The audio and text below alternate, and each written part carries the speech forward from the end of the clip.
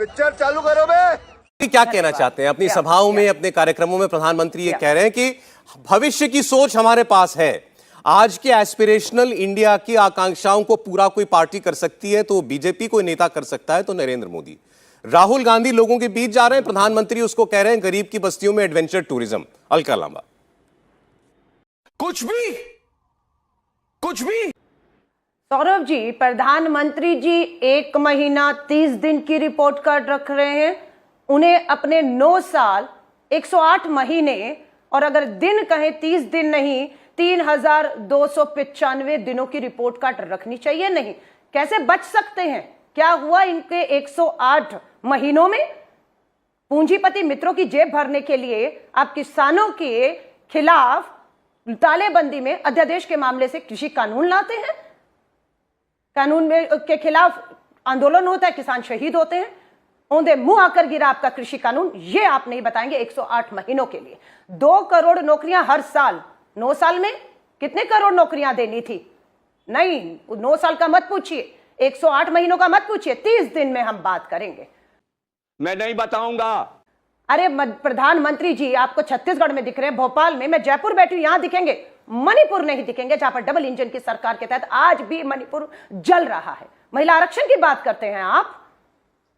न्याय मिला आपकी मणिपुर की हमारी बेटियों को? सुप्रीम कोर्ट की दहलीज पर बैठी हैं आज वो। प्रधानमंत्री जी मिलने का समय नहीं निकाल पाए, ना मणिपुर जाकर उनके दर्द को देख पाए हैं।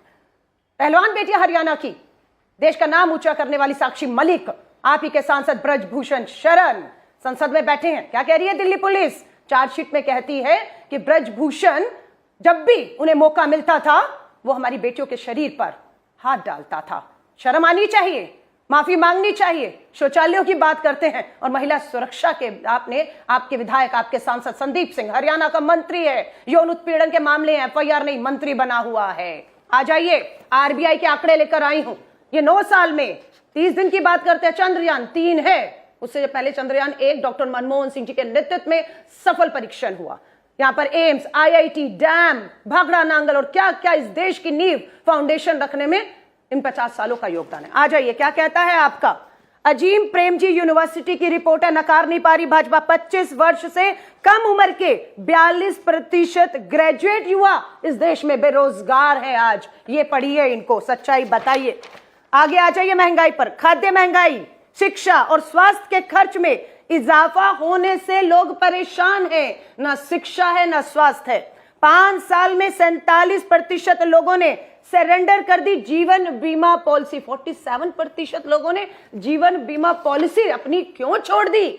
नहीं है भरने के लिए बीमा में। 9 महीने में 35%, सिर्फ 9 महीने में, 30 महीने की बात करेंगे, 9 महीने में 35% बढ़ी दाल की कीमतें। चावल की कीमत 12% बढ़ी है। हे भगवान, ये क्या हो रहा है? मेहरबानी करके मुझे समझाइए, मेरी समझ में कुछ नहीं आ रहा है। महंगाई से त्रस्त है। आप किसानों पर आ जाइए। 55% छोटे किसान महंगी खाद, महंगा बीज से परेशान है। MSP पे कानून नहीं है। पूंजीपति मित्रों की अडानी की सरकार अडानी को बचाने के लिए पूरा देश दांव पर लगा दिया है। भारतीय परिवारों की बचत लास्ट भारतीय परिवारों की बचत 50 साल में सबसे कम है। ये तो RBI कह रहा है ना। क्या RBI अर्बन नक्सल हो गया है ना? सुप्रीम कोर्ट अर्बन नक्सल हो गया। जुड़ेगा भारत, जीतेगा इंडिया। जिस भारत और विवाद इंडिया में प्रधानमंत्री जी ने खुद उलझा दिया इस देश को। आज देखा आपने सुनते हुए उन्हें, हाँ, इंडिया और भारत दोनों का नाम लेने पर मजबूर है, क्योंकि उन्हें पता है जिस उसमें विवाद में उलझा रहे थे देश के प्रधानमंत्री इस देश को, इंडिया वर्सेस भारत में, वो औंधे मुंह आकर। गौरव जी, आज देश के पूर्व प्रधानमंत्री, पढ़े लिखे, ईमानदार, RBI के गवर्नर रह चुके डॉक्टर मनमोहन सिंह जी का जन्मदिन भी है और हमारे बीच में है। वो अभी भी चिंतित है देश की अर्थव्यवस्था को लेकर। क्यों? मनमोहन सिंह जी को कहते थे जब रुपया डॉलर के मुकाबले 40 और 60 था, तब मनमोहन सिंह जी को कोसते थे ये अनपढ़ हमारे लोग। और आज रुपए की कीमत क्या है? रिकॉर्ड तोड़। कभी रुपया इतना नीचे नहीं गिरा। कितना है रुपए की कीमत? आज बता रही हूं, 83 रुपए 29 पैसे। और मनमोहन सिंह जी के समय पर कितनी थी जब कोसते थे अंतरराष्ट्रीय हमारे बाजार में? मेरा मुंह निकल गई, मेरी जबान टूट गई यार। क्या कर रहा है? अब आप कहते हैं G20, अरे जो 400 करोड़ में G20 19 देशों ने किया, आपने वही G20 4000 करोड़ में किया। और G20 2 दिन का दिल्ली में हुआ, अगले दिन ही बारिश में पंडाल जो था पानी में डूबा हुआ था। शर्म आनी चाहिए कि 4000 करोड़ आपके भ्रष्टाचार की बलि चढ़ गया। और जिस तुम्हें शर्म है? कुछ शर्म आया है?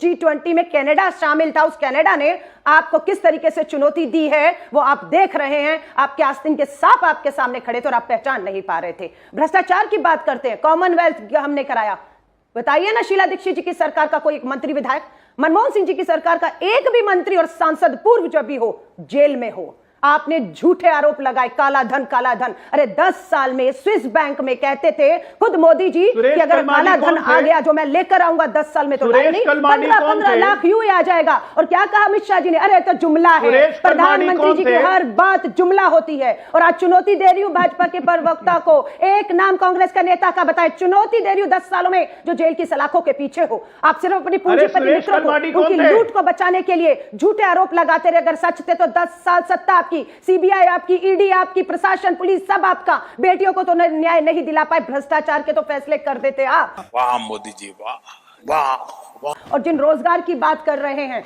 अरे फिर मैं कहूंगी जूम करिए सौरभ जी, ये कह रही हल्का लंबा आंकड़े कहां से लाई है? RBI, reserve bank of India, ये कह रहे आंकड़े कहां से लाए? और जो आंकड़े ये दिखा रहे हैं वही आंकड़े इनकी अकड़ 2024 में तोड़ने वाले हैं। ठीक है। ये धर्म की आड़ में पुलवामा हुआ था, हमारा आईएसआई को बुलाकर पठानकोट में जांच कराने वाले ये गद्दार थे जिन्होंने देश की धरती पर आईएसआई पाकिस्तान को बुलाकर पठानकोट के हमारे शहीदों की जांच करवाई। किसने गलवान वैली में चीन को क्लीन चिट दी ये कहकर कि कोई घुसा था ना कोई घुसा है? हमारी सेना के जवान शहीद हुए, प्रधानमंत्री जी चीन को क्लीन चिट दे रहे थे। कारण यह था कि पीएम केयर फंड में 10 करोड़ रुपया टिकटॉक से लिया था। और बाद में सुप्रीम कोर्ट में कहते हैं कि पीएम केयर फंड तो सरकारी नहीं है, अपना व्यक्तिगत निजी फंड है जिसमें 10 करोड़। अलका जी, मुझे ये बिक गई है गवर्नमेंट, अब गवर्नमेंट में कुछ नहीं है।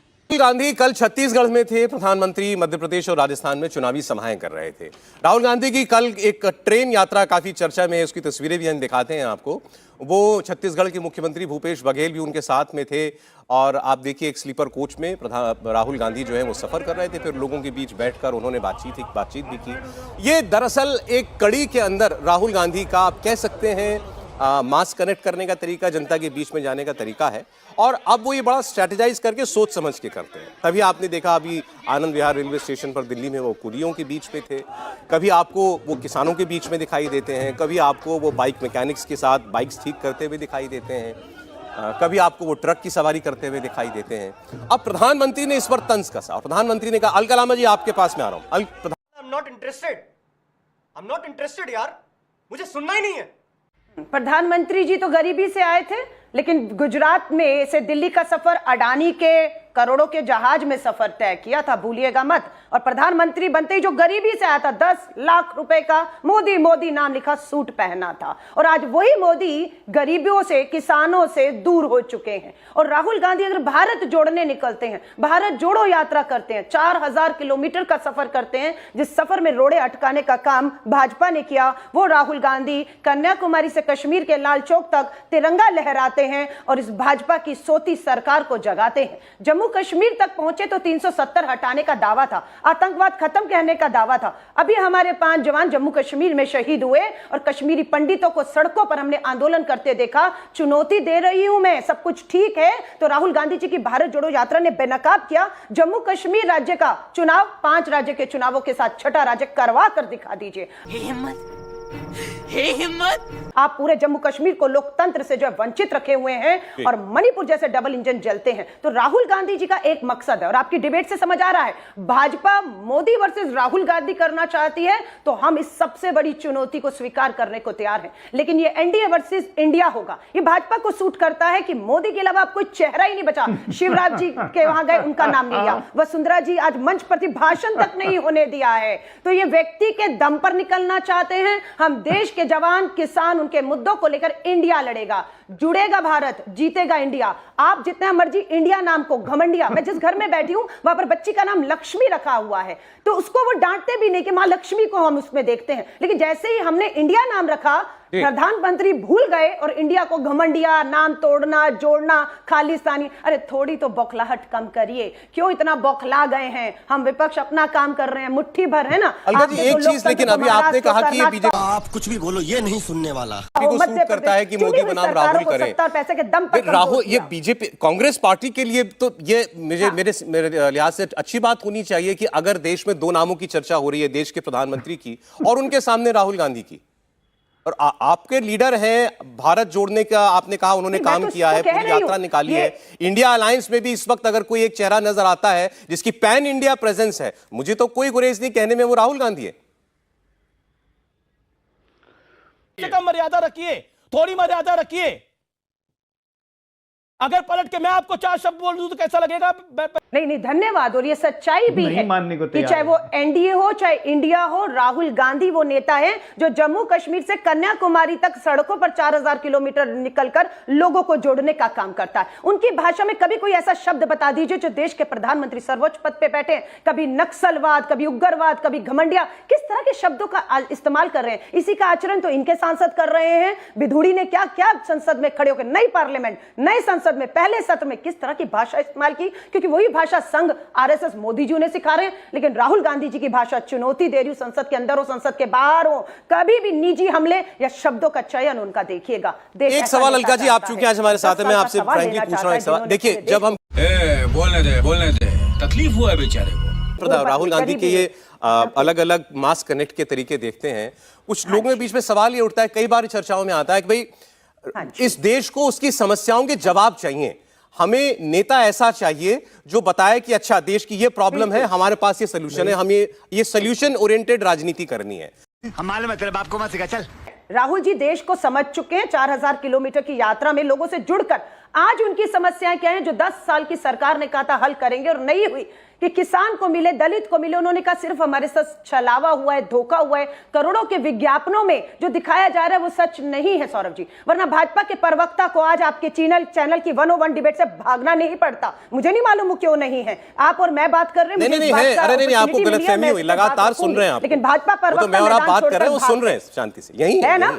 अच्छा, आप लगातार मुझसे पूछ रहे हैं, विपक्ष से पूछ रहे हैं, अच्छी बात है। हम तो यही कह रहे हैं, सत्ता से 9 साल में सवाल नहीं हुए क्योंकि मौका प्रधानमंत्री जी ने नहीं दिया। 9 साल में एक प्रेस वार्ता नहीं की। और राहुल गांधी जी जनता में जाते हैं, प्रेस वार्ता करते हैं, देश और विदेश में एनआरआईज जिनके ऊपर प्रधानमंत्री जाकर वोट मांगते थे, राहुल गांधी जी उन एनआरआईज को भी मिलकर आते हैं और सब देश के गांव से। देखिए, मैं केवल राहुल गांधी की पॉलिटिक्स समझने की कोशिश कर रहा हूं, इसीलिए मैं आपसे बात कर रहा था। आपने भाई कुछ ज्यादा नहीं हो गया, मतलब कुछ भी। बिहार के दरभंगा में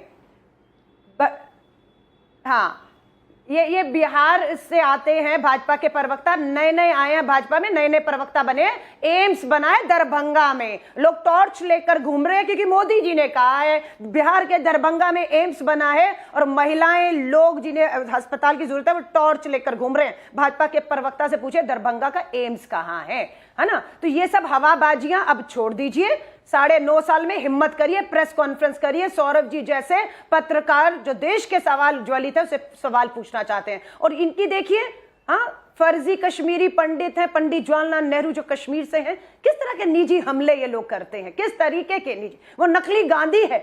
अरे आप तो असली गोडसेवादी हैं, गांधी के हत्यारे हैं, ये तो स्वीकारेंगे, इससे इनकार करेंगे कि गोडसे आरएसएस से नहीं था, गांधी की हत्या गोडसे ने नहीं की थी जिस विचारधारा में आप हैं। और गजब बेइज्जती है। आपने सही याद दिलाया, भारत जोड़ो यात्रा का असर था। जब भारत जोड़ो यात्रा कर्नाटका से गुजरी, हमारी सरकार नहीं थी, भाजपा की सरकार थी। और उसके बाद क्या हुआ, भारत जोड़ो यात्रा की सफलता थी कि कर्नाटका में भाजपा को औंधे मुंह गिराया, वहां पर पूर्ण बहुमत की हमने सरकार बनाई। हमने हिमाचल में भाजपा की डबल इंजन की सरकार गिराई, बहुमत से बनाई। 5 राज्यों के चुनाव है, कश्मीरी पंडितों की याद आ रही है ना, जम्मू कश्मीर में चुनौती तो दी है, स्वीकार नहीं किया। चुनाव कराकर दिखाइए 5 राज्यों के सामने, आपको पता है इन 5 राज्यों में आप औंधे मुंह आकर गिर रहे हैं। और राहुल गांधी जी चाहे ट्रेन में जाएं, चाहे आजादपुर मंडी के अपना मजदूर सब्जी विक्रेताओं के पास, किसान के पास, अपना मोटर जो हमारे मैकेनिक है उनके पास कितनी बौखलाहट है। किसने रोका है? मोदी जी के अलावा दूसरा नेता तो बताइए जो गरीब किसान में जा रहा हो। या यात्रा एक चुनौती देती हूं, निकल जाइए ना एक यात्रा पर। रथ यात्रा तो आपने निकाली थी बहुत पहले, हाँ अब एक यात्रा और करिए। चुनौती दे रही हूं, घर से निकलने की हिम्मत नहीं है आप लोगों की, क्योंकि जनता खड़ी है आपको घेरने के लिए। क्योंकि मीडिया को आपने घेरने का मौका नहीं दिया, लेकिन जनता घेरेगी आपको। और घबराइए मत, राहुल गांधी जी पर जितने निजी हमले करेंगे, जितनी भाषा प्रधानमंत्री जी संवैधानिक पद पर बैठे निम्न स्तर पर लेकर आएंगे, उतना ही लाभ भारत को भी मिलेगा और इंडिया को भी मिलेगा। क्योंकि लोग ऐसे नेता को अब निकाल देंगे जो सिर्फ तीसरी बार सत्ता और कुर्सी हासिल करने के लालच में अपने पूंजीपति मित्रों को बचा रहा है और देश के किसान युवाओं को कुचल रहा मुझे क्रेडिट नहीं चाहिए है। और आंकड़े इनकी अकड़ तोड़ेंगे। ये आंकड़े आरबीआई ने दिए हैं। ये आंकड़े संसद के सत्र में महिला आरक्षण, अरे बताइए 10 साल से महिलाओं की अगर थाली खाली थी उसमें भोजन रख दिया, लेकिन ये कह दिया, शर्त लगा दी कि 10 साल तक खा नहीं सकते हो। परिसीमन का रोड़ा अटकाया आपने, जनगणना का रोड़ा अटकाया। ओबीसी महिलाओं से क्या दुश्मनी है प्रधानमंत्री जी? आपको इन ओबीसी महिलाओं ने ही प्रधानमंत्री पद पर पहुंचाया। और आज महिला आरक्षण में जब कांग्रेस राहुल गांधी जी मांग करते हैं कि ओबीसी वर्ग की महिलाओं को इस आरक्षण में, जिससे हमें भी सामान्य वर्ग की महिलाओं को कोई आपत्ति नहीं है, मिलना चाहिए, आप क्यों विरोध कर रहे हैं? ठीक है, अगर हम करें तो करें क्या, बोले तो बोले क्या?